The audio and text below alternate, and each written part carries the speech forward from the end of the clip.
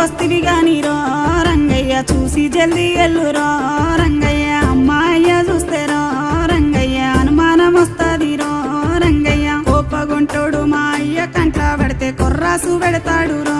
రంగయ్య కారం ఇంత పూస్తాడో రంగయ్య కొర్రాసుతో గాల్చిన మంగమ్మ ఇష్టంగా భరిస్తనే మంగమ్మ కారమెంత పూసినా మంగమ్మ కష్టం గోర్చుకుంటనే మంగమ్మ నువ్వు వచ్చేదాకా నేను వాకిట్లనే నక్కోలే కూసుంటనే మంగమ్మ పక్కేసి పడుకుంటనే మంగమ్మ